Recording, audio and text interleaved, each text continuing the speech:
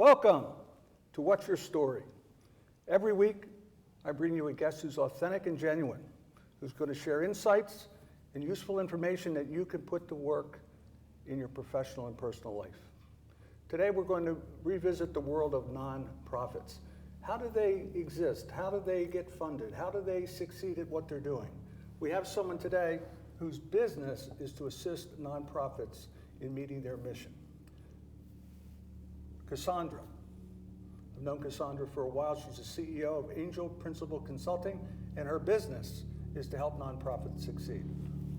Thank you for coming on the show, Cassandra. It's my pleasure. So let's get right to it. What is it that your firm does? Angel Principal Consulting helps nonprofits meet their mission.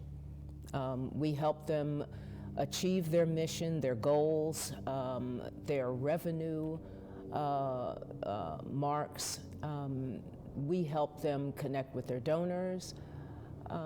We help make sure that their programming, their educational programs, all of their social, their networks are working for them, and everything that has to do with achieving their mission. You haven't been in this forever. You came into this world, you were successful in the for-profit world, and then you've entered into Angel Principal Consulting recently. Yes, How yes. did you get here what was that transition like for you? Well, you know, I had run my own business for about, by then, I guess about 10 years. And I had served on a number of corporate boards. I had served on nonprofit boards. And on the nonprofit boards, they always prized the business acumen that I brought to the table. And they would kind of pick my brain after the meetings, before the meetings, certainly utilize my expertise in the business world, my experience in the business world. And I just got to the point where I thought, you know, this information, my experience is of value. And I think that it could be of value to many. So I thought, well, let's create a company, let's put out a shingle, and let's help some people. In our previous conversations, you used the term about a safety net, that you function that way. Could you elaborate on that a little bit? Well, you know, nonprofits, especially in this day and age, nonprofits are the safety net of not only America, but they're globally now. Nonprofits are the safety nets. They're the ones who are handling homelessness, hunger, child adoption, addiction. They're the ones that are that safety net between well-being and disaster. And you know, a lot of governments have kind of abandoned the end user of nonprofits, and we want to help those nonprofits help those end users. We want to make sure that the mission of social services or civil rights or hunger gets addressed. And I think the more we are able to help nonprofits meet their goals and their mission, the more we are indirectly helping the end user. So you had talked about direct and indirect audiences or people that you can help. Yeah, well, the nonprofits are our direct clients. All right. They're the ones that we are really, you know, helping with their governance or their revenue stream, or trying to make sure that they can access the donor, and really form a basis of trust with the donor. Very important, very important. Oh yeah, I mean, in nonprofits, trust is everything. On both sides of the coin, the nonprofit has to trust us, and the donor has to trust the nonprofits. It's a nice circular chain. So how do you go about working with a nonprofit? What is your process, if you will, to help them get them from where they are to where they really need to be? Well, we go through an interview process, a needs assessment. You always want to find out what the real issue of a nonprofit is. A lot of times they'll come to you with what they think is a problem. After you do a little investigatory work, you find out that, that what they thought was a problem was merely a symptom, and there's a larger issue at stake. And we're pretty good about delving in and really understanding what that real issue is, and trying to address that and resolve it so that the nonprofit can go ahead and achieve their goals. What else do you do when you're working with them? Well, the biggest thing we do is to help with the board. Really? Yeah, because the board is really, you know, in most nonprofits, especially the level of nonprofit that we're working with, it's small to medium nonprofits, so the board is a working board. They're the ones that are out fundraising. They may have a board member who is a lawyer, who is writing up some of the contracts, the memos. They may have, you know, a fundraiser on the board. So we work with the board to really help them, you know, achieve their best performance level. And a lot of times that has to do with governance, what they expect of the board member, what the board member brings to the table. And a lot of times those expectations are a little askew. And so we try to bring them in line with what the board has to bring as far as experience, and align that with what the nonprofit needs. You do a lot of listening then, I take it. A lot of listening, but we do a fair amount of talking. That's why you're there. They want to know how to make Well, this yeah. thing, Yeah. how to make this thing all work. So can you give us an example or a story of a nonprofit where you've worked with them successfully? We've worked with, just recently, we worked with a library in northern Jersey. They were having trouble with their fundraising. There are a lot of civic groups around them that are also vying for the same dollar. And so they always felt that the other organizations were kind of in competition for their donors. We helped them see that they should actually work together if they kind of align themselves with other civic organizations that can kind of have some synergy, and they can approach the donors, approach larger foundations together, and collectively get a lot more bang for their energy. So But that doesn't sound like the typical advice. It sounds like this is a little different for that particular situation. It's more business. It's more of what kind of points to my business acumen. Okay. I know now that foundations look look very favorably on nonprofits that are working together. Oh, okay. They like the fact that nonprofits are helping each other, that they together are working to achieve a goal.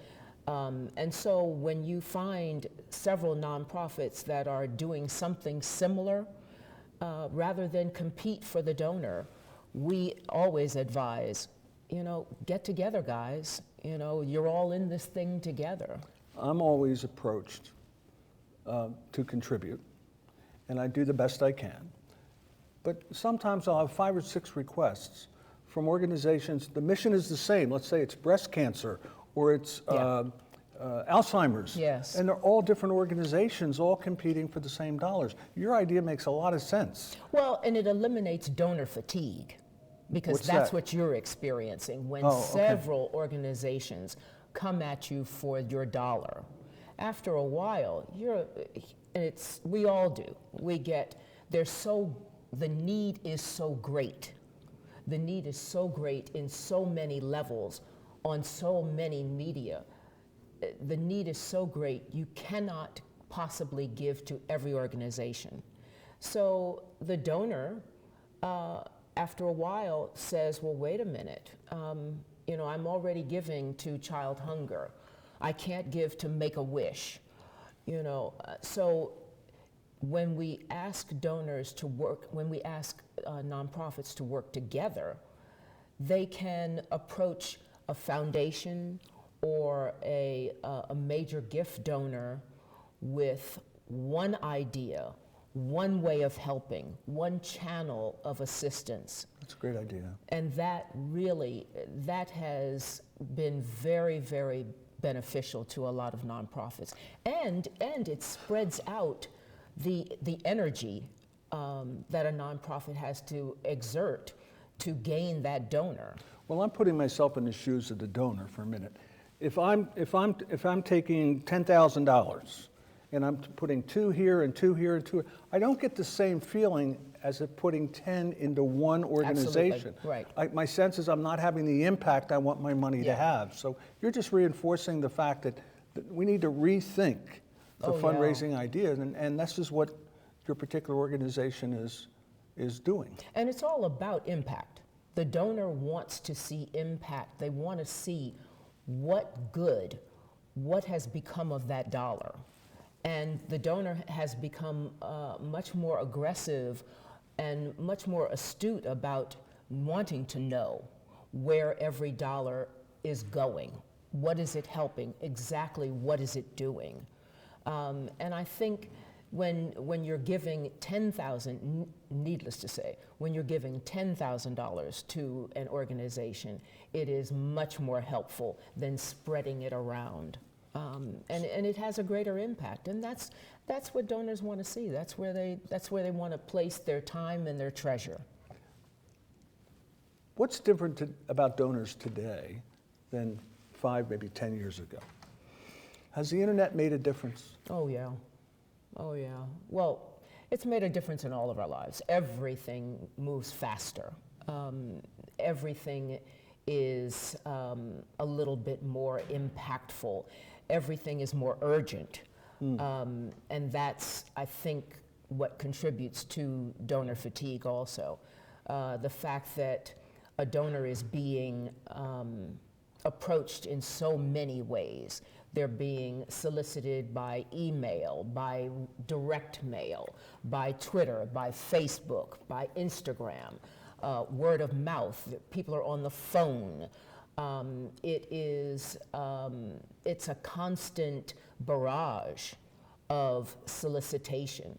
And I think that after a while, donors get confused. They get overwhelmed. And even the best of hearts begins to fall back and say, wait a minute, let me just kind of gather up my thoughts and really understand where my money is going for the best impact. You just captured exactly how I felt this last season. And many do. Okay. Listen, we need to take a break. We have to spend some time with our sponsors. We'll be right back, more with Cassandra, and we are talking about how she helps nonprofits achieve their mission. Be back in a moment. Oh, shit.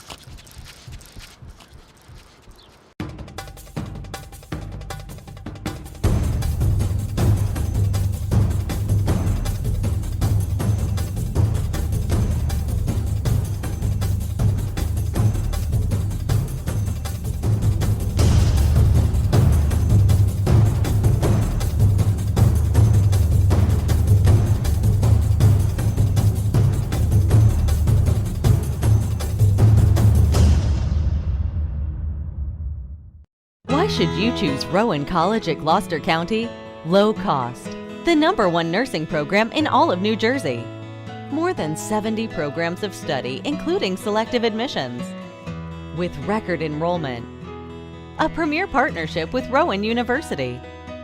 Transfer options with numerous universities. 4-year degree options on our campus. Rowan College at Gloucester County. Now you're thinking.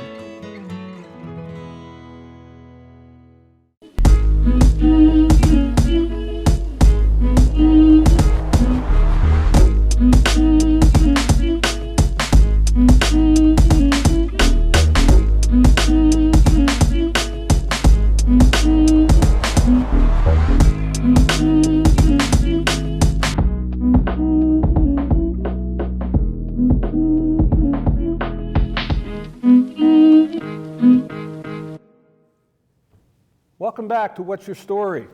I start every show by saying we bring people to you that are authentic and genuine, and I think you're beginning to get that sense about Cassandra and what she does for nonprofits. So my question on the break, I said to her, why do you do this? This is hard work. So would you look into that camera and talk to people about, why do you do this? This is hard work. I like helping, I like achieving a mission. I like helping a nonprofit achieve what they have been on this earth for. But you have to like the mission, though. You know what? I don't necessarily have to love the mission. I have to love the fact that they know how to do it, that they have a purpose, and that they want to achieve that purpose. And that passion is what I want to give fuel to. I want to make sure that they achieve their purpose, and it's very rewarding for me because that's my time and my treasure. I tend to be, and my consultants tend to be very strategic in their thinking and how they approach different problems and issues and challenges of nonprofits. The fun of it is resolving an issue and making sure that the nonprofit is running on all 8 cylinders, or maybe more. Well, it's a pretty big car if it's got 8 cylinders. It's fine. We want to make them work like a race car. That's fine. High performance. So what are the common challenges that your team is identifying and working on with nonprofits? I think the biggest problem is always fundraising. I get it's that. always fundraising because, like I said before, there are so many nonprofit mouths to feed, and the donor base becomes a little bit more overwhelmed and concentrated. So the issue is always, well, how do we reach the donor in a way that grabs their interest, works with their passion, what they're truly interested in, and align that with the different nonprofits. And that's always a tricky kind of situation because a lot of times nonprofits may not be aware of what the trigger is that grabs the donor.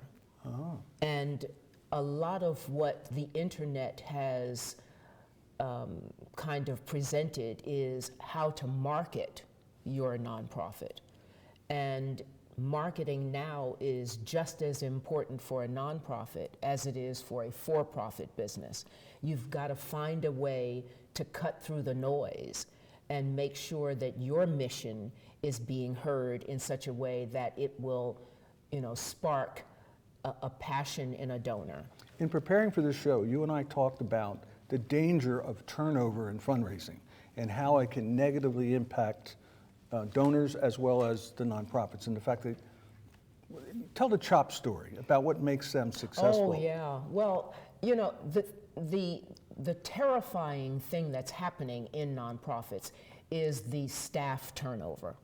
Let's talk about that. When you hire a fundraiser, when you hire a director of development, and it takes you maybe 6 months to finally go through the hiring process, you found who you think you're in love with, you find that director that you know is going to help sell your mission, and maybe 3 months after you've hired them, you begin to be disappointed in their results. The expectation is very different. And I think what happens is nonprofits tend to think that the fundraising process, the donor cycle, is shorter than it actually is. It takes time to develop a donor. It takes time. It is the same as acquiring a customer. It's about relationships. It is. It's about relationships. And what CHOP does, what Children's Hospital of Philadelphia does so well is they've hired people that are incredibly competent, incredibly knowledgeable, personable. These are people who understand the importance of relationships and relationships building. They understand relationship management. And they've managed to hold on to these development directors, these fundraisers, for years. And when you have a fundraiser that has been romancing a client, a donor, for 10, 15 years, it is not surprising that they would give you 10 million, part of their estate at their passing. That's how CHOP builds wings, not just research rooms or laboratory equipment, but they've been successful in understanding the relationship between the fundraiser, the donor, the mission, and how to really encourage the donor and inspire the donor over years and years. That creates a loyalty that you can't dismiss. You can't dismiss it. So that insight is part of the difference that you bring to the table for your clients, understanding these subtle things that the average person doesn't see. So what are some of the other things that your team does that makes a difference? You talked about trends and data and so on and so forth. Well, I think because we're on the outside, peering in, we understand a lot of times what, as I said earlier, what cuts through the noise. We understand the data. We understand how gender, how generation affects donor development. Would you bring up that slide, please? I know that there's one on, the gender slide. It's interesting because a lot of times people don't realize that baby boomers and women baby boomers, like myself, are really the driver of donors. Older women are donor gold. And once you understand how that data can affect your nonprofit, it makes you understand, well, wait a minute, let me figure out what kind of marketing will appeal to that particular donor. Would you bring up the slide on generations, please?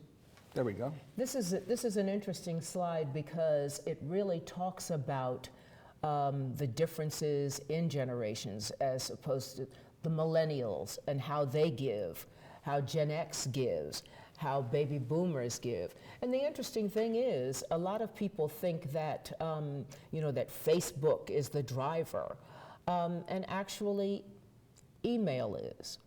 That's how they get to me, through email. Through email. We've been doing it forever, and people think, they see another shiny object, and they think, oh, well, that's the way to go. And a lot of times, nonprofits need to just understand, don't chase the latest, greatest thing. Yeah. There are things that have worked for a long time. Stick with what works for you.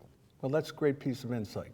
Old school sometimes is better than new school. Oh, how old are we that email is now old school? Listen, we have to wind down, believe it or not. This has been fun. This is the point in the show where you get to look into the camera and share with the audience anything you want, any offer you want to make, any ask that you have. So, Cassandra, the time is yours. No, okay, thank you, sir. Well, I think the biggest thing that we can offer a nonprofit is to really help you achieve your mission, really help you achieve your goal. We want the end user to be able to be accessed and helped by your nonprofit. Whatever that goal is, whatever your purpose is, we want to help you achieve it. How would they get in touch with you? You can certainly go to the website, Angel Principal Consulting, angelprincipal.com. You can reach us by phone at 215-681-5568. Would you give that again? Sure. 215-681-5568. I want to thank you for coming on the show. I think everybody in the audience learned something today that will help them when they get that email to be a donor. Thank you very much for coming on the show. My pleasure. And I want to thank you, the audience, for tuning in. As I said, every week I bring you somebody that's authentic, genuine, who can add something useful, practical, that you can take into your personal and professional life. So again, until next time, this is What's Your Story? Be well.